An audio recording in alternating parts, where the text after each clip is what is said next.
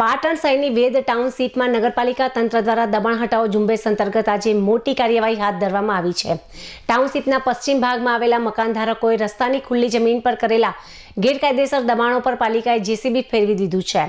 વેદ ટાઉનશીપના પશ્ચિમ ભાગમાં 26 જેટલા મકાનધારકોએ સોસાયટીના રસ્તાની જમીન પર ઓટલા અને ઢાળ બનાવીને દબાણ કર્યું હતું। આ દબાણોને કારણે અવરજવરમાં મુશ્કેલી પડતી હોવાની ફરિયાદો ઉઠી હતી। નગરપાલિકા દ્વારા ગત 6 ફેબ્રુઆરી 2026ના રોજ આ 26 મકાનધારકોને કાયદેસરની નોટિસ ફટકારવામાં આવી હતી, જેમાં 7 દિવસની અંદર સ્વખર્ચે દબાણો દૂર કરવા તાકીદ પણ કરવામાં આવી હતી। નોટિસની મુદત પૂર્ણ થઈ હોવા છતાં મકાનધારકોએ દબાણ દૂર ન કરતા આજે નગરપાલિકાની ટીમ જેસીબી મશીન અને કાફલા સાથે સ્થળ પર પહોંચી હતી અને નડતરરૂપ ઓટલા તેમજ ઢાળ તોડી પાડવાની કામગીરી શરૂ કરી દીધી હતી। હાલમાં પાલિકાની ટીમ દ્વારા તમામ દબાણો તોડી રસ્તો ખુલ્લો કરવાની કામગીરી પૂરજોશમાં ચાલી રહી છે।